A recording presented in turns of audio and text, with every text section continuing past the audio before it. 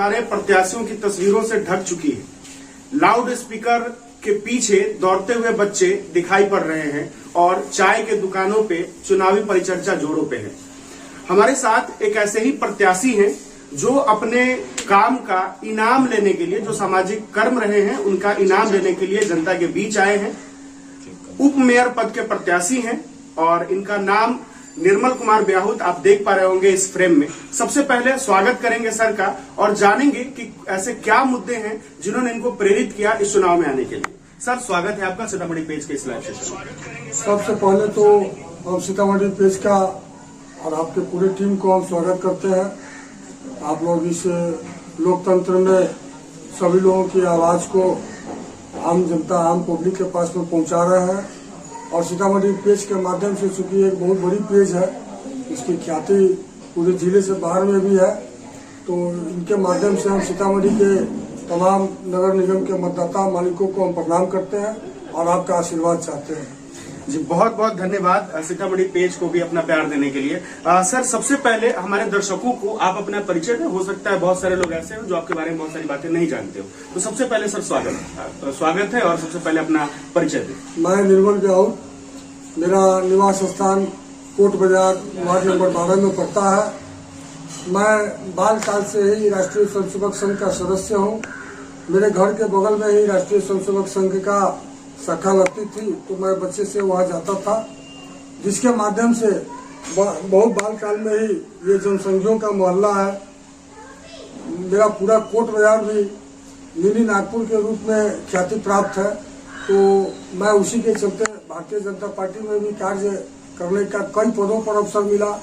Ward अध्यक्ष से मैंने शुरू किया है अपना कार्यक्रम और वार्ड अध्यक्ष होते हुए मैं युवा मोर्चा नगर अध्यक्ष, भारतीय जनता पार्टी का नगर अध्यक्ष दो बार मुझको रहने का सौभाग्य प्राप्त हुआ है। मैं भारतीय जनता पार्टी में जिला युवा मोर्चा का जिला महामंत्री, भारतीय जनता पार्टी में मैं जिला का उपाध्यक्ष लगातार 2 बार रह चुका हूँ। सीतामढ़ी की समस्याओं पर, सीतामढ़ी के जो मूल समस्या है उस समस्याओं पर मैं निरंतर संघर्ष करता रहा हूँ और अभी मैं सीतामढ़ी का विगत 10 वर्षों से सीतामढ़ी का एक व्यवसायिक संघ है, जिसको हमको लगता है कि जिले के सारे व्यवसायी सीतामढ़ी व्यवसायिक संघ को जानते हैं और व्यवसायियों के हित में, व्यवसायियों की सुरक्षा हेतु और नगर की भी सौंदर्यीकरण और नगर की समस्याओं को लेकर व्यवसायिक संघ के बैनर तले मैंने संघर्ष करने का काम किया और अनेकों सफलताएं हमको मिली है। जी सर, आपने बताया कि बाल काल से ही आप इन चीजों में अपनी रुचि रखते हैं और लोगों के बीच जाते रहे, उनकी समस्याएं सुनते रहे हैं और सीतामढ़ी की समस्याओं के लिए आवाज उठाते रहे। लेकिन राजनीतिक रूप से कितने वर्षों से आप सक्रिय हैं? मैंने कहा ना, जब मैं बहुत छोटा था तो मेरे मोहल्ले में ही एक सिलवान शाह जी भारतीय जनसंघ के नेता हुआ करते थे और वो चुनाव लड़ते थे।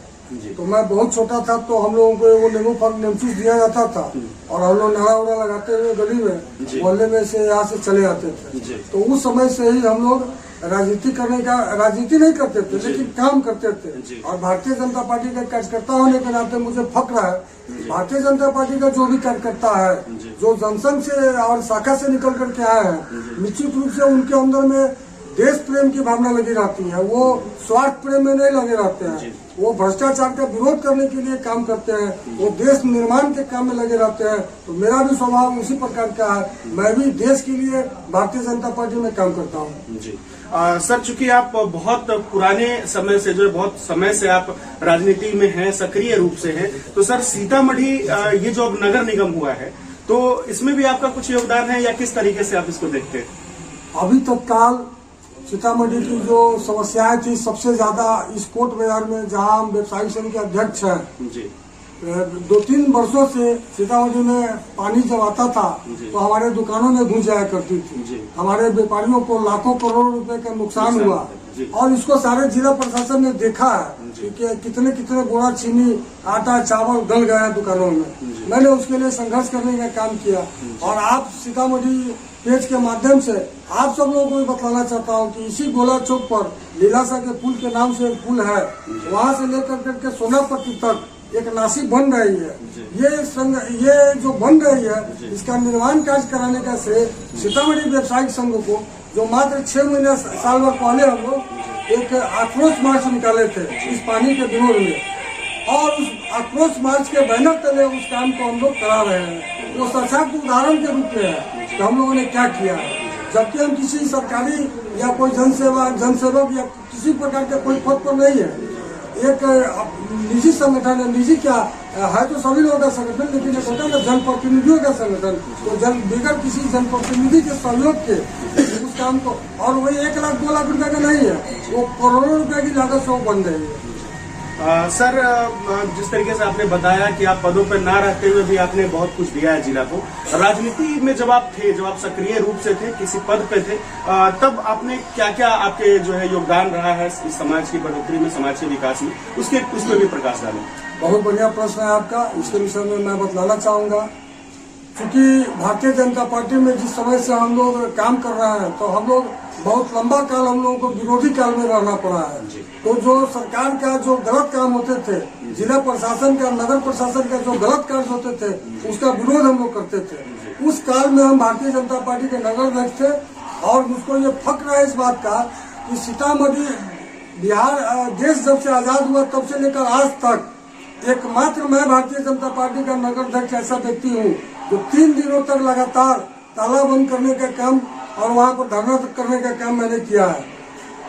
जब सीतामढ़ी में प्रथम बार मकान पर टैक्स अनाप शनाप के रूप में बढ़ाया गया, केवल 1 गुना से 10 गुना किया गया, उस समय में जो तत्कालीन पदाधिकारी थे, जहाँ तक मुझको याद पड़ता है, राधा मोहन प्रसाद जी और माननीय हरिशंकर प्रसाद जी हम लोगों के विधायक उस समय में हो चुके थे, और उन लोगों के नेतृत्व में हम लोगों ने उस पर भी तालाबंदी का करने का और लगभग 2 दिवसीय धरना करने का कार्यक्रम किया, जिसमें उनका भी शरीक हुए। और अवनीश सिंह जी जो लोकसभा के उस समय चुनाव लड़े थे, उन्होंने भी उस कार्यक्रम में भाग लिया था, और हम लोग उसको टैक्स को कम कराने में सफलता प्राप्त किया था।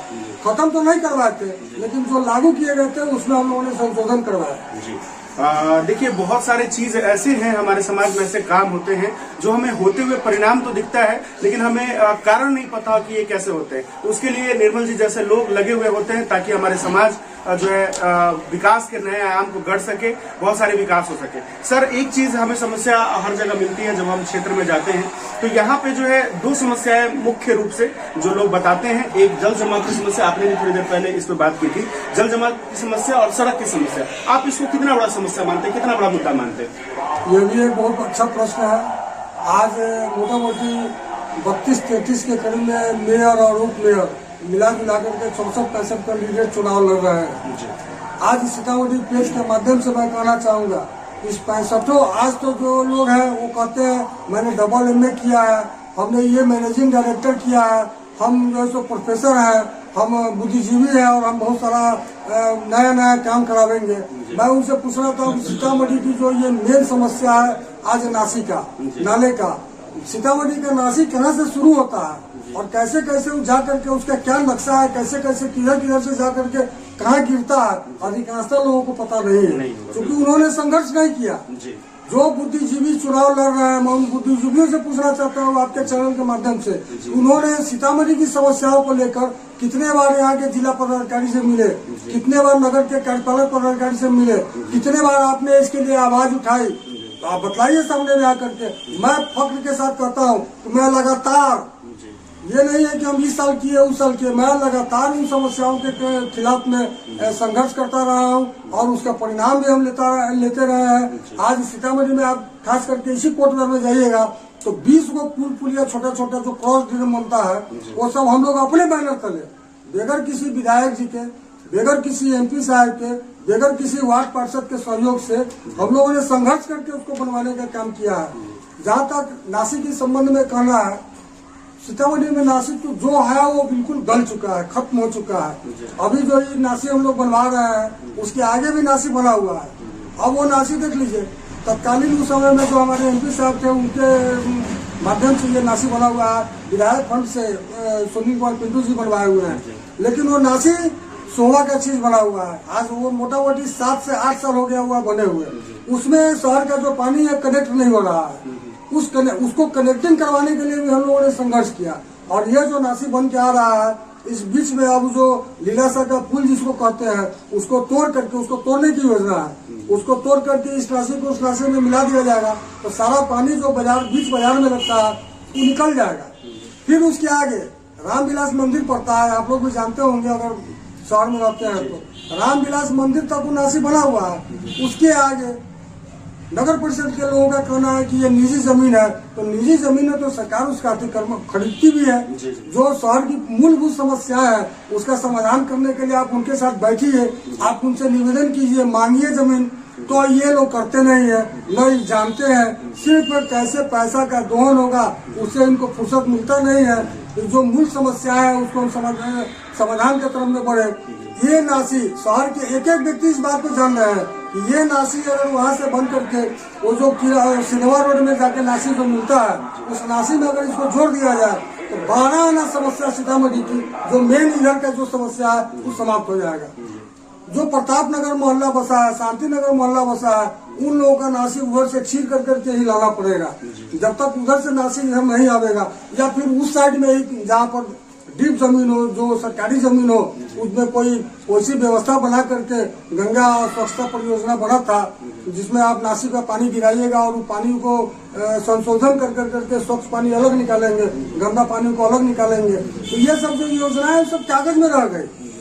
नगर निगम पहले नगर परिषद था, उसकी फंड भी कम थी, योजनाएं आती थी लेकिन वो कागज में रह जाता था, काम करने वाले लोग नहीं थे। अब नगर निगम हुआ है सीतामढ़ी की, हमको निश्चित रूप से विश्वास है कि अच्छे लोग अगर चुनाव कर आएंगे जो कि पब्लिक को करना है। मात्र 8 दिन का समय है। जो हमारे सीतामढ़ी नगर निगम के आम जनता है वो इस विषय पर ध्यान दे कि जिन्होंने संघर्ष किया है, जो नगर परिषद के नगर पालिका के आवाज को उठाया है, जो उन समस्याओं को जानते हैं, वैसे लोगों को जिता कर करके अगर आप भेजिएगा तो बढ़िया ढंग से काम होगा और सुचारू रूप से काम आगे बढ़ेगा। जो बिल्कुल नए व्यक्ति आवेंगे उनको तो समझने में 5 साल का समय निकल जाएगा। वो क्या काम करेंगे? वो तो कहेंगे कि हम तो अभी समझ ही रहे हैं। तो इसके साथ हम कहना चाहेंगे अपने मतदाता मालिकों से कि आप बहुत सोच समझ कर करके अपना मतदान करें। अपने चाचा को, अपने भाई को, अपने किसी रिश्तेदार को जो चुनाव में खड़े हैं लेकिन अगर वो उस योग्य नहीं है आप उसको मतदान न करें। लेकिन अगर आपका कोई विरोधी भी है लेकिन वो सक्षम आदमी है तो आप अपना निजी हित को छोड़ दीजिए और सभी लोगों के हित के चलते उनका चुनाव कीजिए और वैसे लोगों को जिता कर भेजिए। बहुत बड़ी बात इन्होंने कही है जिस पे अमल करना बहुत जरूरी है।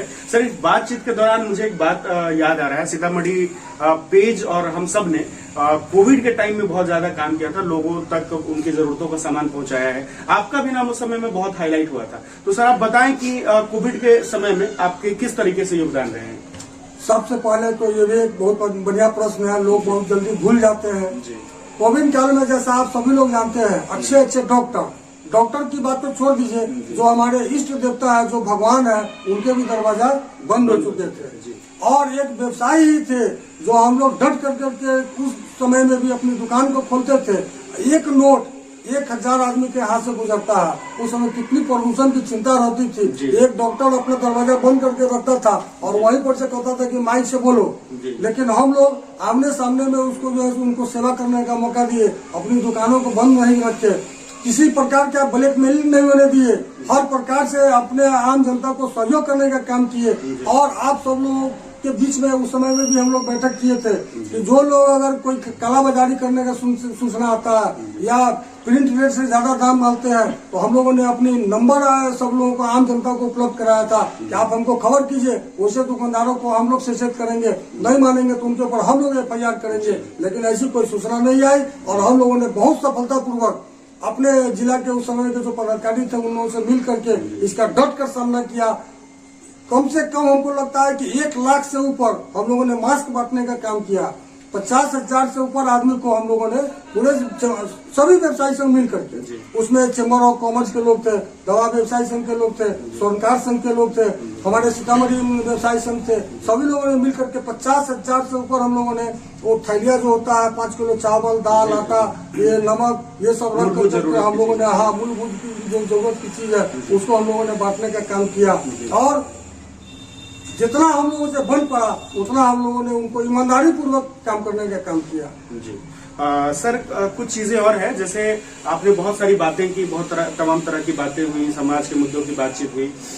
एक्चुअली आप जिस तरीके से राजनीति में आए हैं और हालांकि बहुत परिचर्चा हो रही है आपके बारे में, सर आपके मुद्दे क्या क्या है, किन मुद्दों को लेकर के आप इस मैदान में आए हैं?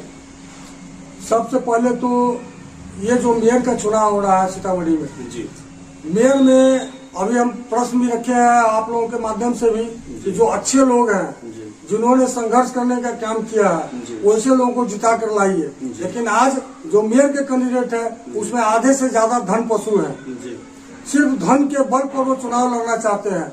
वैसे धन पशु जो रुपया खर्च कर करके चुनाव जीतेंगे वो निश्चित रूप से पहले अपना लागत मूल्य निकालेंगे, उसके बाद उसका ब्याज निकालेंगे, उसके बाद वो अपना कमाई करेंगे, उनको फुर्सत होगी तब लोग कोई काम करेंगे। अभी आप लोगों के सब सामने में हमको लगता है कि एक फोन आया था कि कुछ खर्चा वर्चा दीजिए, हम इस्लामपुर से फला जगह से बोल रहे हैं। हमने कहा नहीं, हमको खर्चा वर्चा करके चुनाव नहीं जीतना है, जिनको खर्चा वर्चा लेना होगा कृपया मुझको, हम पेज के माध्यम से भी बोल रहे हैं कि कृपया मुझसे कोई ऐसा न रखे और हमारे पास में वैसे लोग फोन न करे और वैसे लोग वोट भी मुझको न दे। जो लोग चाहते हैं कि ईमानदार छवि के लोग आवे, जो लोग चाहते हैं कि नगर के विकास हो, वैसे सारे लोग एकजुट होकर के ईमानदारी पूर्वक मतदान अगर करेंगे तो अगर भ्रष्टाचार में भी लिप्त पाए जाएंगे हमारे मेयर, तो एक उप मेयर भी ऐसा होना चाहिए कि उनको नकेल कस सके, उनको पकड़ के रख सके। वैसा व्यक्ति हमको लगता है कि मैं हूँ। सर एक सवाल और मेरा रहेगा कि ये धरती जो है वो माता जानकी की धरती है, यहीं से माता जानकी ने जन्म लिया था और इसी देश में अयोध्या भी है। राम मंदिर के लिए हम सब मिलकर के हम सब ने आवाज उठाई और आज वहाँ जो उसका परिणाम दिख रहा है, बहुत भव्य मंदिर बनाया जा रहा है। लेकिन इन सब के बावजूद यहाँ माता जानकी की धरती उपेक्षित क्यों रह गई है? इसका बहुत बड़ा कारण हम लोग खुद भी है जी। इसका कारण है, आप सब लोग इस बात को समझिएगा, सीतामढ़ी में जानकी जी का जन्मभूमि है। विगत 10 वर्षों से हम लोग अब उनका जन्मदिन मनाते हैं। विगत 10 वर्षों से ही उनका फोटो अब धीरे धीरे सब लोगों के घर में आ रहा है। नहीं तो उनका तो वो फोटो भी नहीं था लोगों के घर में। हम लोग जानकी जी का और इसका श्रेय करने का ये फिर अभी एक अवसर है मुझको, इसका शुरुआत जन्मदिन मनाने का काम हम लोगों ने किया। जानकी संजय जुगल जी और एक हम दोनों आदमी मिल करके उस समय में मांस की बड़ी बड़ी हड्डियां वहां फेंक दी जाती थी। तो हम लोग एक दिन देखे, हम लोग को बहुत आक्रोश हुआ और उस समय में चारों बगल से चारदीवारी टूटा हुआ था। हम लोग उसी जगह एक मीटिंग किए और उस मीटिंग में हमारे मुस्लिम भाई भी और हिंदू तो थे ही, सभी लोगों ने चंदा किया। उसी समय में लगभग 17-18 हजार रुपए का कलेक्शन हुआ और उसका चारदीवारी हम लोग जब करवाने लगे तो जहाँ तक ले करवाया फिर मोहन जी अपने हाथों में ले लिए कि भाई जो बचा हुआ है उसको हम लोग करा देंगे और उन्होंने चारदीवारी करवाया। उसके बाद उसको बंद हुआ, धीरे धीरे लोगों में जागृति आई। अब ये जागृति एक ज्वाला के रूप में परिवर्तित होते जा रहे हैं। सारे लोगों का ध्यान सीतामढ़ी पर आया है। भारतीय जनता पार्टी के जो केंद्रीय नेतागण लोग भी है वो लोग भी जब यहाँ आते हैं सभी लोग के मन में फिर संकल्पित है।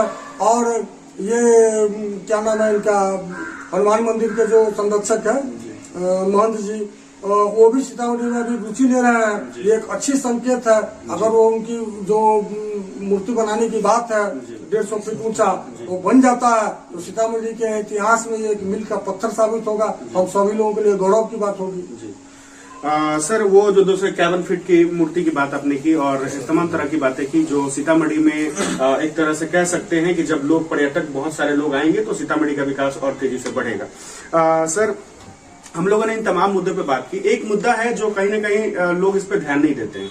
सर जैसे हमारा शहर जो है वो ODF घोषित हो चुका है और फिर भी थोड़ी चीजें जो है परेशानी अभी भी दिखाई पड़ती है। सड़कों पे जाते हैं लोग जो है शौचालयों का इस्तेमाल नहीं करते हैं। इसके अलावा भी एक चीज मुझे अक्सर देखने को मिलती है और इसकी समस्या का सामना हमें भी करना पड़ता है कि सार्वजनिक स्थानों पे शौचालय की व्यवस्था नहीं है और जो है भी वो सही तरह से उसको चलाया नहीं जा रहा है। तो अगर एक पुरुष होकर के मैं ये समस्या अगर महसूस कर रहा हूँ तो महिलाएं बहुत ज्यादा इसको जो है फेस कर रही होगी और रोजमर्रा की जिंदगी में इसको जो है परेशानी उनको हो रही है। तो इस पे आप क्या कहना चाहेंगे? सबसे पहले तो ये एक बहुत अच्छा प्रश्न है और सीतामढ़ी की तमाम नगरवासियों को इस पर विचार करना पड़ेगा। और यहाँ के जो जिला प्रशासन है आपके पेज के माध्यम से मैं उनको भी कहना चाहूंगा, जिस समय में ये ODF घोषित हुआ था उस समय में एक हल्ला दल बनाया गया था। वो हल्ला दल जाते थे जहाँ सोच का जो इलाका था उन पर सवेरे सवेरे जाकर के वहाँ हल्ला मचाते थे। धीरे धीरे वहाँ पर बंद हुआ। फिर ये तो सरकारी तंत्र है, ये 1 हफ्ता काम करते हैं और 6 महीने जाकर के सो जाते हैं। लोगों का जो आदत बना हुआ था उस आदत को पुनः ही अपना करने लगे और ये हल्ला दल जो है सो गायब हो गया। उनको नाम निकलवाना था कि ओडीएफ घोषित हो चुका है और वो निकलवा लिए और उसके बाद सब लोग सो गए। हम लोग अगर निगम में चुनाव करके आवेंगे तो ये हल्ला दल कम से कम 2 साल के लिए हम लोग इसको निरंतर रखेंगे और उसके बावजूद भी हर 2 महीना 3 महीना पर इस टाइप का एक कमेटी बनाया जाएगा कि वो इसको जागरूकता करते रहे। उस ओडीएफ के तहत में और जो शौचालय का बात बताया है ये फिर मेरे में आता है। अभी जो ये नासी जो बन रहा है वहाँ एक सुलभ शौचालय हुआ करता था जो बिल्कुल ध्वस्त हो चुका था। इस कोट बाजार जो व्यवसायिक संघ का होलसेल व्यापारी मंडी है, जिला के व्यापारी यहाँ आते हैं और यहाँ पर कम से कम 500 ठेला वाले लोग रहते हैं, मैक्सी वाले, पिकअप वाले लोग रहते हैं और ये सारे लोग जो सोच के लिए कहीं कोई जगह नहीं था, उस सड़े हुए नरक के समान शौचालय था, बिल्कुल टूट के ध्वस्त हो चुका था, काफी बदबू आती थी। उसके बावजूद भी कोई व्यवस्था नहीं था, उसी में लोग नाक कान मुंह करके जाते थे।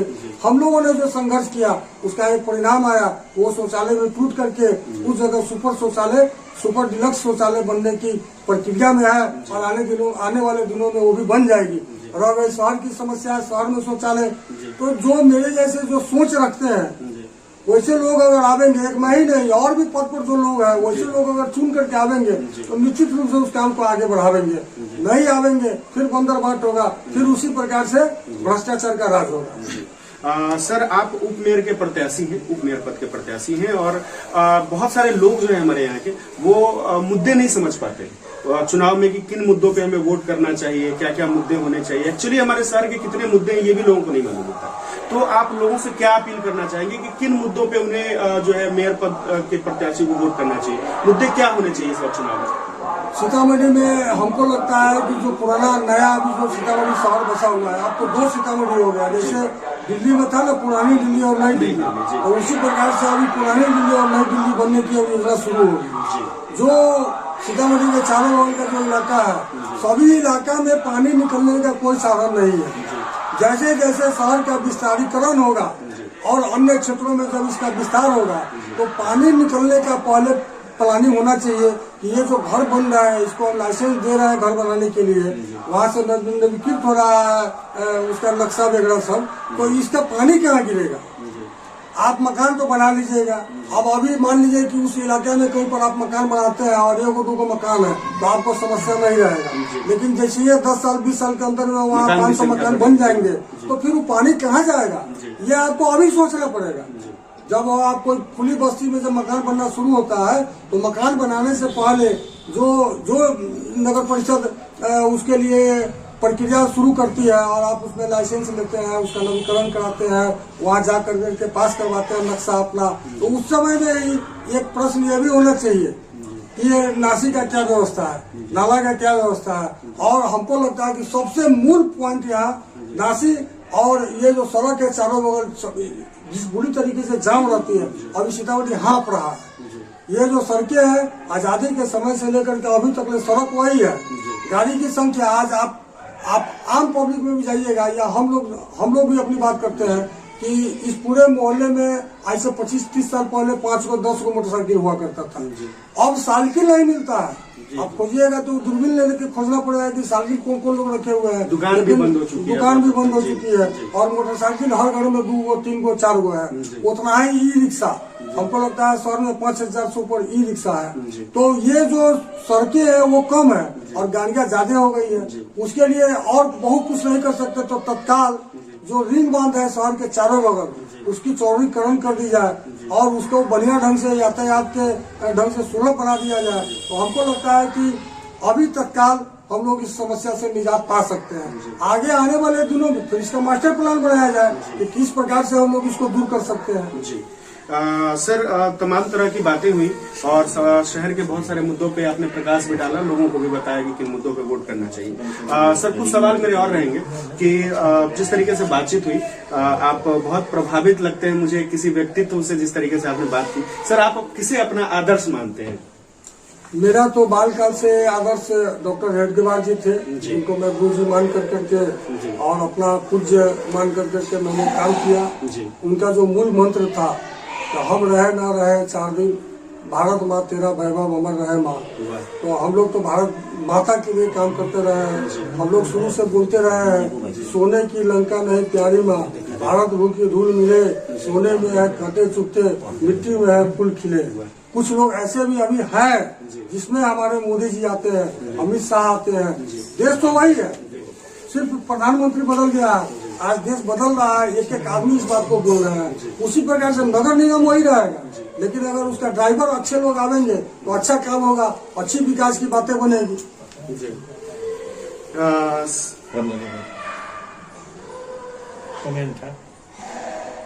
एक कमेंट पर आया है, राम जप्पू जी हैं, सीतामढ़ी से ही ताल्लुक रखते हैं। इन्होंने लिखा है कि सीतामढ़ी शहर पर्यटन के नजरिए से भी बहुत महत्व रखता है, लेकिन यहाँ बेसिक सुविधा का भी बहुत अभाव है। यहाँ शहर में सार्वजनिक शौचालय भी उपलब्ध नहीं है। आपको क्या लगता है, अगर आप विजयी होते हैं तो हम मान के चले कि कम से कम मूलभूत सुविधा आम लोगों को मिलेगी? निसंकोच। जी, मैंने पहले भी कई बार अभी आपके बात में भी कहा है, जिन्होंने इस विषय पर संघर्ष करने का काम किया, जो लोग इसके विषय में बराबर आवाज उठाते रहे हैं। हम सीतामढ़ी मूल निवासी हम लोग भी है, सीतामढ़ी में हम लोग पैदा लिए हैं और सीतामढ़ी की समस्याओं के तरफ में भी हम लोग ध्यान देते रहे हैं बराबर। तो सीतामढ़ी में हम लोग अभी भी कहीं जाते हैं तो पूछते हैं लोग कि आप कहाँ के हैं, तो बड़ा फख्र से कहते हैं हम उस भूमि के लोग हैं जहाँ माता सीता ने जन्म लिया। तो सीता जी के लिए और उनके जन्म धरती के लिए जो कुछ भी करना पड़ेगा, अच्छा से अच्छा हम लोग करने का प्रयास करेंगे। और निश्चित रूप से अगर हम लोग विजयी होकर के आते हैं तो उसका मूल स्वरूप आपको नजर आएगा कि सही में कुछ काम हो रहा है। सर, हम लोग लाइव के अंत की तरफ आ चुके हैं। तमाम तरह की बातें लोगों ने सुनी, हम लोगों ने बातें की, हम लोगों ने जनता को बताया सब कुछ। सर, अंत में आप कुछ ऐसा रह गया हो जो आप कहना चाहें, और उसके अलावा आप अपने चुनाव चिन्ह के बारे में बताएं और किस तरीके से लोगों का जन समर्थन मिल रहा है इसके बारे में भी बताएं। मैं सबसे पहले तो ये कहना चाहूंगा कि मैं उपमेयर का दावेदार, मैंने अपनी नामांकन कर दिया जी, लेकिन मैं बड़ा हुआ में था। मैं देख रहा था कि भाई 46 वार्ड है, बहुत बड़ा वार्ड है और मेयर के जो प्रत्याशी आ रहे हैं, बहुत हल्ला था शुरू से ही कि इतना करोड़ रुपया खर्च करेंगे तो उतना करोड़ रुपया खर्च करेंगे। हम लोग देख भी रहे हैं, एक एक मेयर का प्रत्याशी 20-20 गाड़ी 50-50 गाड़ी लेकर के निकल रहे हैं। उतना ही बड़ा क्षेत्र में, जितने बड़े क्षेत्र में उप मेयर को जाना है, तो उप मेयर के रूप में हम लोग उतना खर्च नहीं कर सकते हैं, हम उतनी गाड़ी की व्यवस्था नहीं कर सकते हैं, हम तमाम मतदाताओं के पास में भी नहीं जा पाएंगे। लेकिन हम अपने मतदाता को जरूर कहना चाहेंगे कि आप जागरूक होइए, अभी आपका समय है, आप सोचिए विचारिए। जो 32 को कैंडिडेट थोड़ा उसके विषय में पता लगाइए। आप अपने सिर्फ अगर मैंने अभी भी कहा था कि कोई अगल बगल में कोई कैंडिडेट है, कोई आपके अपने रिश्तेदार लगते हैं या कोई आपके मित्र है या कोई आपके जात है, उसको मत देखिए। आप ये देखिए कि सही में इसमें से अच्छे व्यक्ति कौन है। अगर आपको लगता हो कि हम अच्छे व्यक्ति हैं, मैंने संघर्ष किया है, अगर आपको पता नहीं है तो शहर में ऐसा नहीं है कोई आदमी जो नगर निगम में जो लोग हैं उनको शहर में 10 को आदमी नहीं है, वो शहर के लोगों से पूछ सकते हैं। क्योंकि शहर मैं इसलिए बोल रहा हूँ कि मुझको जो पोस्ट दिया गया है, मैं व्यवसायी संघ का अध्यक्ष हूँ, मैं नगर में ही ज्यादा काम किया है। तो अब जब नगर परिषद नगर निगम बन रहा है तो इसका क्षेत्र बड़ा हो रहा है, तो दृष्टिकोण भी बड़ा होगा, लड़ाई का क्षेत्र भी बड़ा होगा। लेकिन अभी तक तो हम नगर जो मूलभूत नगर है 28 को वार्ड है, उन्हीं में हम लोग उलझे हुए थे और उसी के विषय में हम लोगों ने यहाँ प्रयास किया कुछ करने के लिए। और उन लोगों से आप पता लगाइए जो मोहनपुर के लोग हैं, जो धर्म काटा चौक के लोग हैं, जो पुनौरा पूर्वी पश्चिमी में रहते हैं, सब लोग सीतामढ़ी के इर्द गिर्द ही रहने वाले लोग हैं। आप प्रत्याशी के विषय में पता लगाइए। उप मेयर के रूप में कोई वैसा उम्मीदवार भी नहीं है सशक्त। जैसे मेयर के लिए बहुत सारे लोग आपके पास में आ रहे हैं, तो उप मेयर में वैसा कोई उम्मीदवार मेरे हिसाब से, बाकी तो जनता जनार्दन पुराना वो गाना है कि ये पब्लिक है सब जानती है, तो एक ऐसा व्यक्ति होना चाहिए जो आपकी आवाज को बुलंद करके वहाँ आपके काम को करवाने में सफलता हासिल कर सके। इसके लिए आप मुझे अपना वोट दीजिए और मुझको भारी मतों से जिताइए। मेरा चुनाव चिन्ह बत्तख छाप है और मेरा क्रमांक नंबर 14 है।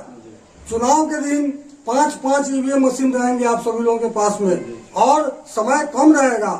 एक एक आदमी को 3-3 मिनट 2-2 मिनट कम से कम लगेगा। 1 घंटा में जो उसकी रेशियो है वो बहुत कम पड़ेगा वोट गिराने के लिए। इसलिए निश्चित रूप से समय से चुनाव कराइए, सब लोग शुरू से लगिए, 1 मिनट भी अपना बूथ खाली ना रहे, इस बात के लिए प्रयास कीजिएगा तो आप सब लोगों का वोट गिर जाएगा। अगर आप सोचिएगा कि अभी छोड़ो ना, शाम में गिरा लेंगे, शाम में कहिए कि अब लास्ट में गिरा लेंगे, तो हो सकता है कि आपका वोट नहीं गिर पाए, क्योंकि जो संख्या है, जितना समय लगेगा उसमें बहुत परेशानी होगी। और जो हमारे बड़े बुजुर्ग लोग हैं, जिनको थोड़ा कह लीजिए कि अनपढ़ लोग हैं, थोड़ा कम पढ़े लिखे लोग हैं, तो 32 को 64 को नाम में खोजना पड़ेगा, तो उनको भी समझाने की जरूरत है कि आपका मत कहाँ गिरना है।